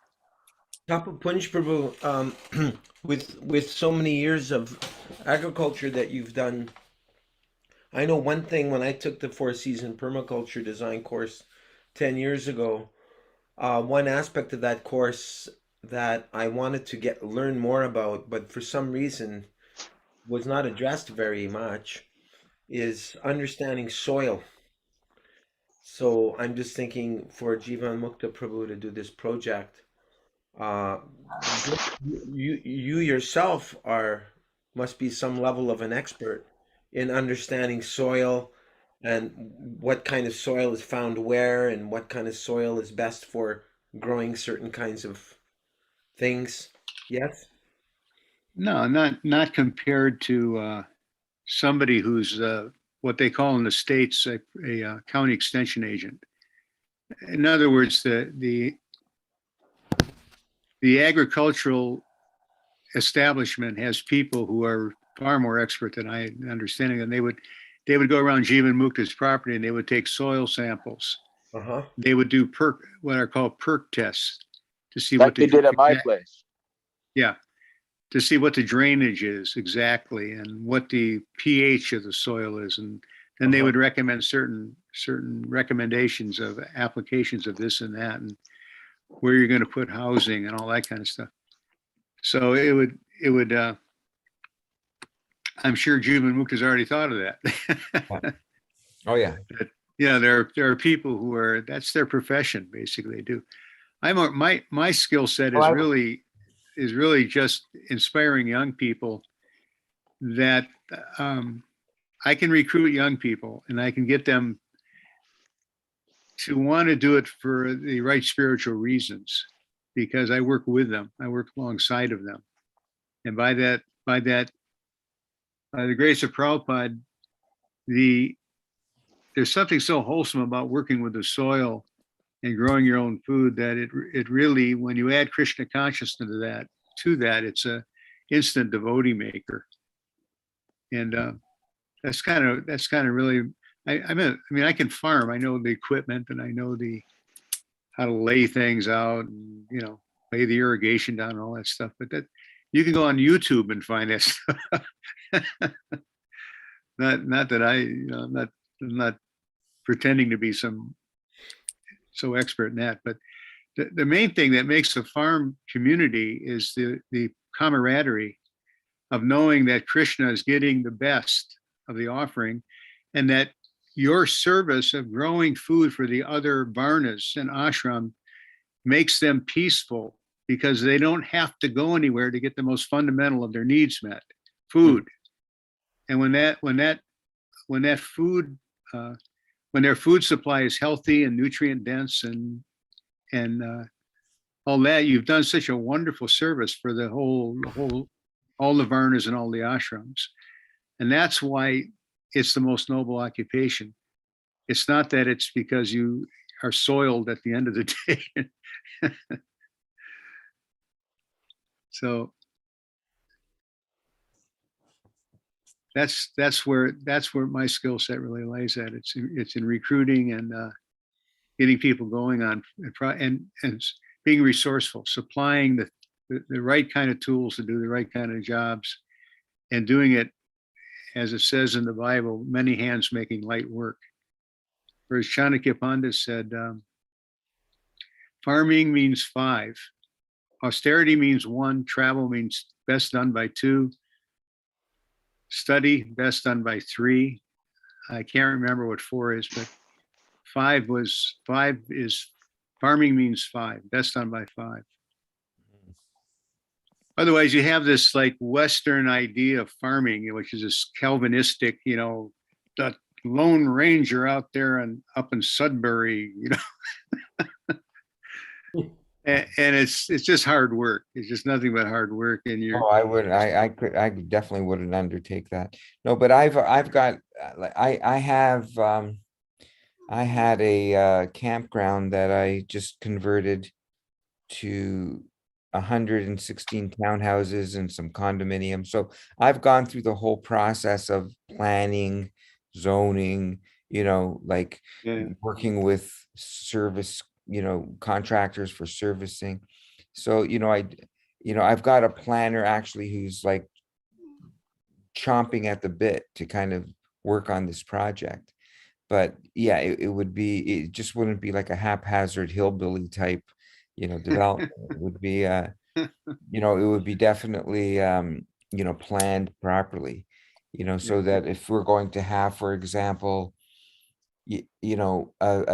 a building that would be used for retreats or, yoga presentations, temple, maybe temporary accommodation, that would be in one location. The residential area will be another. There'll be an agricultural area, possibly with, this is where we would have to talk to different devotees who are like yourself, Prabhu. Like, in a development like this, would you have like a large agricultural area for like certain types of crops? Every individual home would have a little plot for themselves. Like it would be a combination of both, maybe, right? A little plot for themselves, a big plot for larger type crops, like, right? So this is where you need it. I'm administering right now. I helped write a grant, and I'm administering 2 grants, one for 28 separate backyard gardeners and how we can help them, and another one for 10 commercial growers. And so you need an area that's perennial production, blueberries and apples and asparagus and all that stuff. And you need an area that people feel individually inspired by. This is my backyard garden. Yes, right. And then if they choose to work in tandem with another backyard gardener, knock the fence down to expand then that's their business, let them do that. Now, the perennial gardens that you're talking about, do you have to rotate them, or once you plant them, you leave them? No, once you plant them, you leave them. Yeah. We're talking about apples, chestnuts, blueberries, cane fruits, blackberries, all that stuff, Right. Okay, great. Yeah. Yeah. So you would be someone I would definitely be consulting with. Okay. Thank you. Yeah, for sure. Anyway, Prabhu's, I am exhausted. I'm going on like 2.5 hours rest, Gaur. Prabhu, I haven't had a chance to rest today. Yeah, I'm very grateful to all of you, Pradyumna Prabhu, for coming and helping to get this recorded, and Mahabodhi Prabhu for sharing your sagacious advice with us, and Tapapunj Prabhu. I immediately, as soon as Jivan Mukta was speaking to me, I thought I got to get Tapa Punjan in on this, and I got to get Mahabudhi and Pradyumna to help with the troubleshooting. But so this is the very first Zoom that you've done in your life, right, Tapa Punj, Prabhu? Yeah, of this nature. Yeah, I do for Grow, the organization that I consult for as an independent contractor. I do a lot of Zoom recruiting of AmeriCorps workers and like that. So, But this is the but first one you've done on your own. yeah, on my own computer. Is I is this is this in place of Wednesday, or is it gonna be Wednesday also? Papa Punch said he'd be available at noon, and I said, well, I try to remember to chant Gayatri at noon, so uh, maybe 12:15 we could, but we could meet just before noon, chant our Gayatris, and then go into the discussion. And if you want, yes, Jivan Are Mukta you Prabhu, talking about what's this, Wednesday? we already had something lined up. We just didn't have a time lined up. I don't know. How does that work for you, Jivan Mukta? A little afternoon. Should be fine. Yeah. That would be great. And did you decide on a final title? I can work with the title you gave me earlier, Tapa Punch, if you prefer. Yeah, it's going to be the teachings of Mao Zedong as he raced as it relates to the pandemic and the second half of Srila Prabhupada's movement. Will that work for I'll you? tune into that one. I'll come up with something. No, I'll think about. you said the original title was Civil War, Yeah. and the second half of Srila Prabhupada's mission, a farmer's perspective.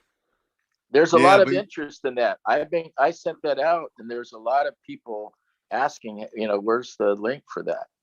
So For what? that title. Yeah. I thought it was too, but Gaura chastised me up, down, and left. Oh, I right, didn't. and center. I like a hook.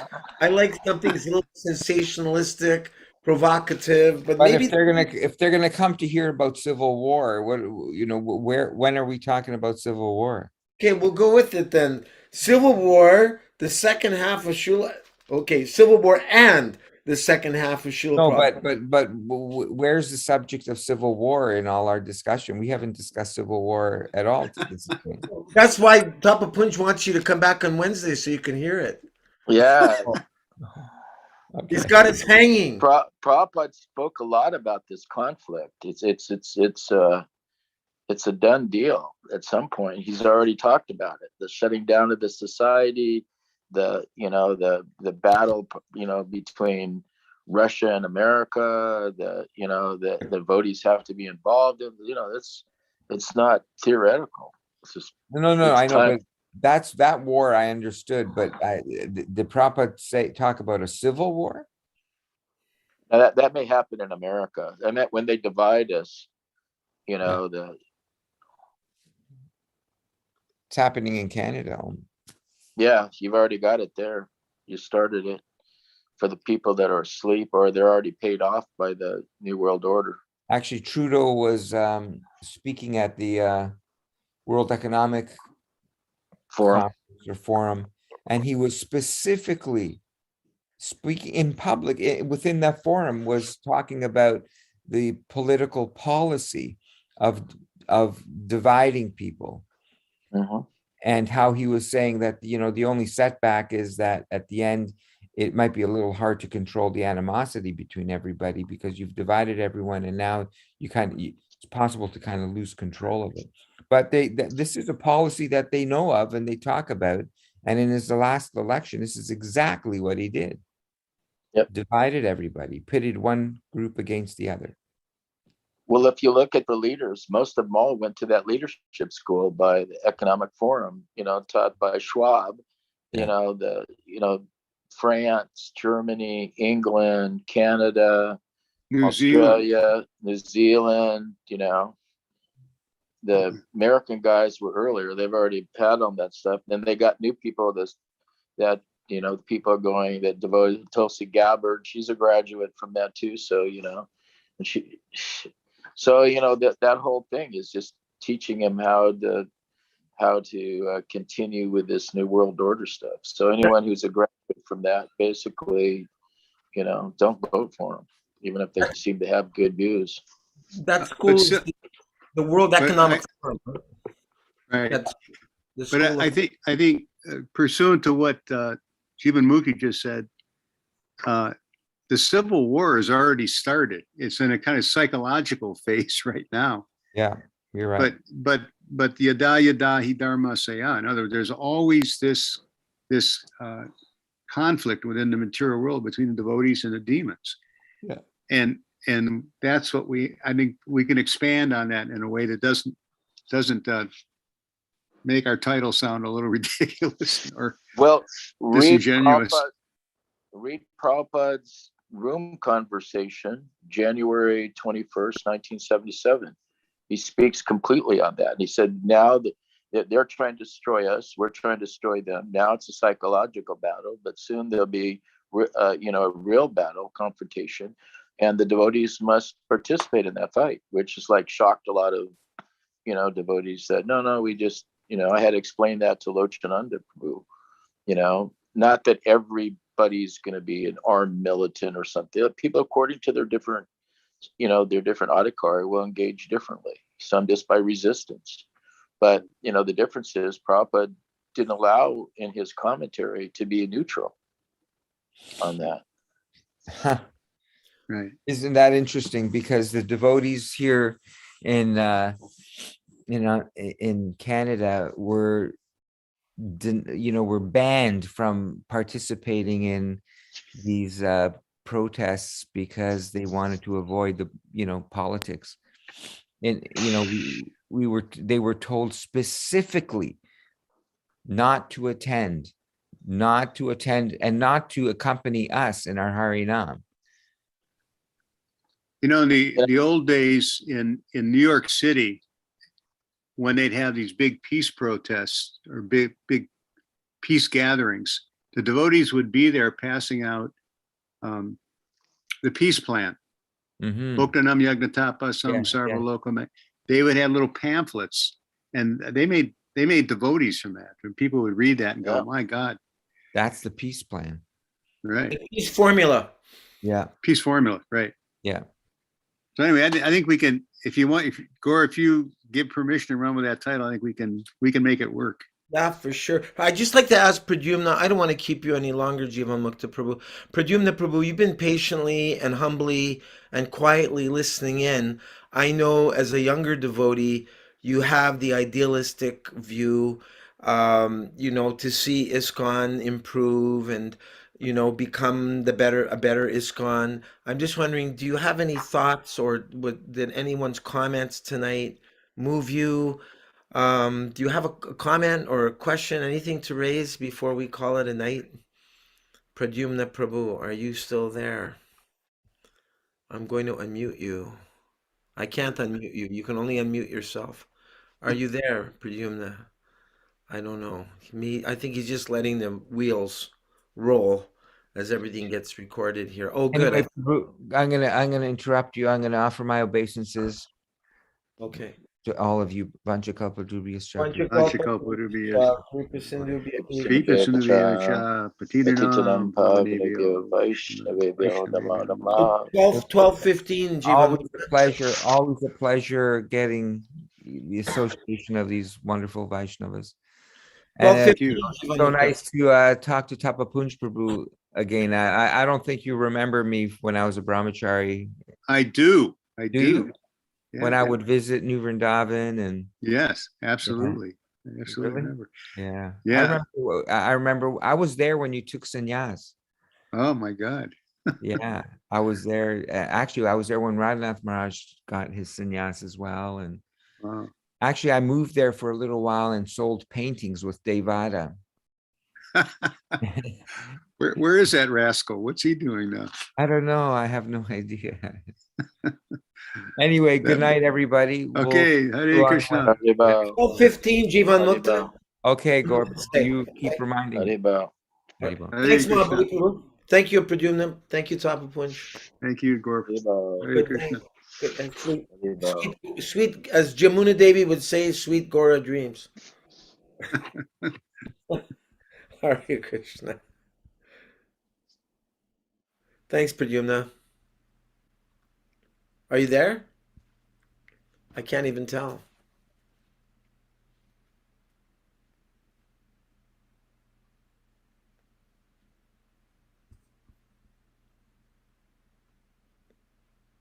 Can I hang up, Pradyumna?